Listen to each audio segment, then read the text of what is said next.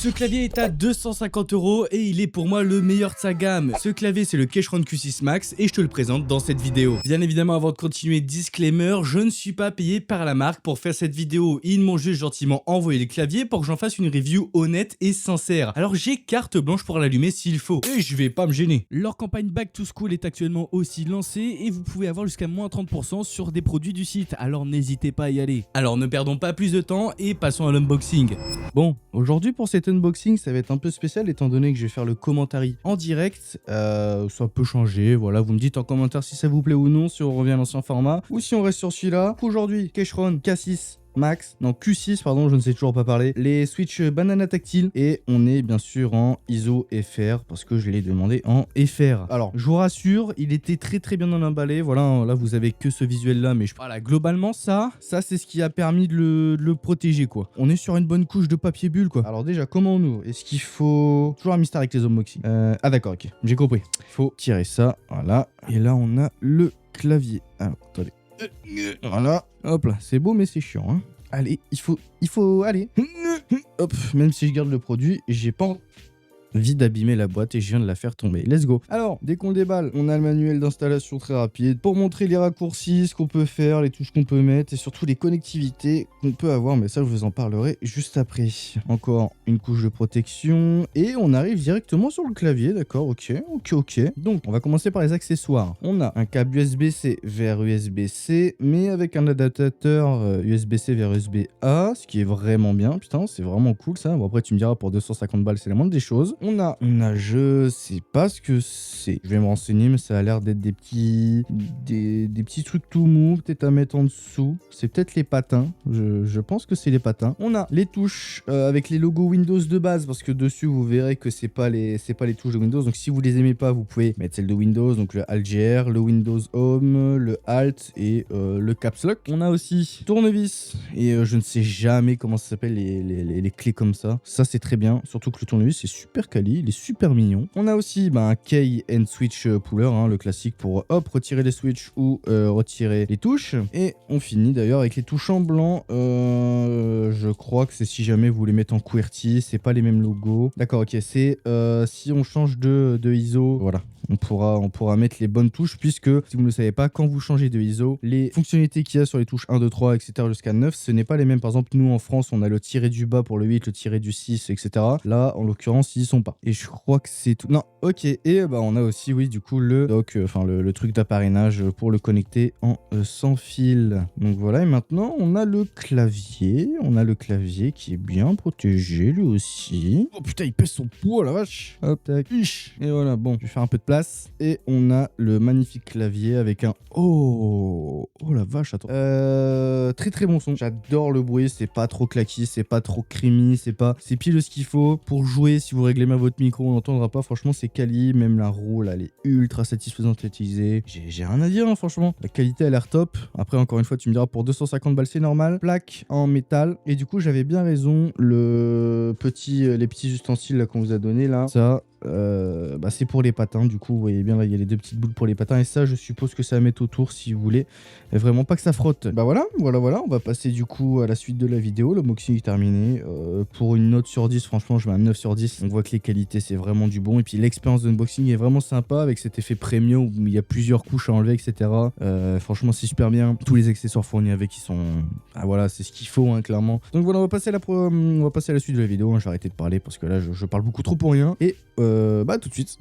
Rentrons maintenant un peu plus dans le détail de la composition de ce clavier. Déjà la cage est faite en aluminium, l'aluminium 6063 pour être plus précis. Il est poli, sablé et subit 24 étapes de fabrication supplémentaires pour avoir ce rendu. C'est pas moi qui le dis, c'est leur site. Ça donne de la solidité, de la robustesse et surtout un bon point, hein. Il fait 2 kg le bestiau quand même. Dans ce clavier on a en tout 11 couches si on ne compte pas la top et la bottom case. Je vous les mets à l'écran mais globalement on a les plates en aluminium, plusieurs couches d'isolation sonore comme de de la mousse acoustique, de la mousse absorbante, du silicone, des films PET, tout ça pour garantir un son doux aux oreilles. Ce Q6 Max embarque avec lui également une conception à double joint et j'ai envie de dire encore heureux pour son prix. Pour ceux qui ne savent pas ce que ça veut dire, on en a en quelque sorte des amortisseurs dans le clavier pour adoucir et soulager le clavier quand vous appuyez fort sur celui-ci. Ça peut surprendre la première utilisation parce que quand tu presses et que tu vois ton clavier se déformer, tu peux penser qu'il est cassé alors que pas du tout et c'est littéralement la norme dans les claviers haut de gamme. Plusieurs layouts sont disponibles sur le site et c'est ce pourquoi je dis que c'est le meilleur parce que c'est l'un des rares claviers custom, si je ne dis pas de bêtises, à part les marques générales comme Vulcan, Cooler Master,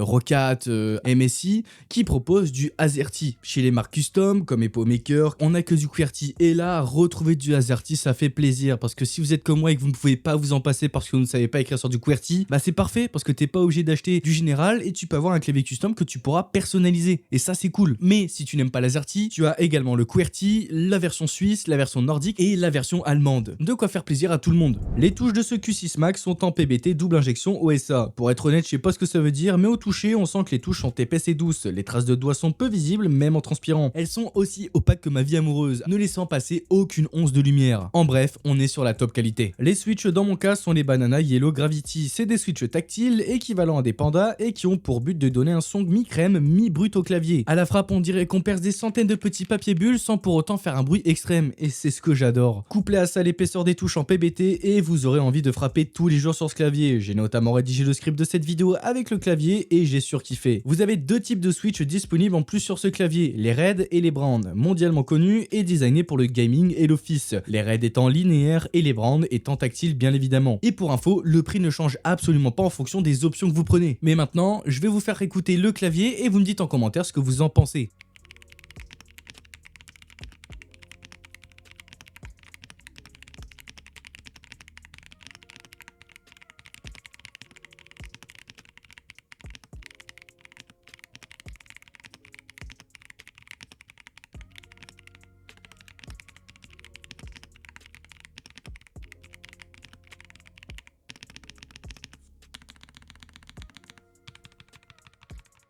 Maintenant, oublions le son et passons un peu plus aux fonctionnalités et performances du clavier. Qui dit produit haut de gamme dit plusieurs possibilités de connexion et ici on est servi avec le trio de choc, filaire, Bluetooth et sans fil. Ce que j'aime bien avec le sans fil, c'est qu'un adaptateur nous est fourni si on souhaite améliorer les performances du clavier. Je m'explique, comme un dongle normal, vous pouvez le brancher au port USB de votre PC, mais si vous voulez diminuer au max la latence, vous pouvez brancher l'adaptateur qui permet de connecter un câble USB-C, nous permettant ainsi de mettre le dongle au niveau du bureau pour approcher le récepteur du clavier. Vous me direz, bah pour faire ça, autant mettre en filaire. J'ai envie de dire oui, mais si vous êtes comme moi et que vous détestez avoir un seul câble sur votre bureau, bah cette option est pratique, t'as moins de latence et en plus tu peux allier les performances et l'esthétisme, alors que demander de mieux. Concernant le Bluetooth, rien à dire, ça fonctionne du feu de Dieu et sur la partie filaire, pareil, le câble fourni est d'une bonne longueur, performant et solide puisqu'il est tressé. Grâce à la puce intégrée, on a une polling rate de 1000 Hz. On aurait pu espérer du 8000 pour le prix, mais j'ai envie de vous dire, il y a que les pros qui voient une différence. Et ne mentez pas en disant moi fils, vois la différence en faisant. Non, c'est faux Kevin, arrête d'être dans la désillusion. Bon, pensons un peu à nos kékés tuning et parlons RGB logiciel. On est sur un RGB orienté sud avec une panoplie de presets préconfigurés sur le clavier. Vague, respiration, de toutes les couleurs, impact, il y en a pour tous les goûts. Mon mode préféré est l'arc-en-ciel de couleur pastel. Je trouve que ça donne vraiment une vraie ambiance avec le design original du clavier et des touches qui sont opaques.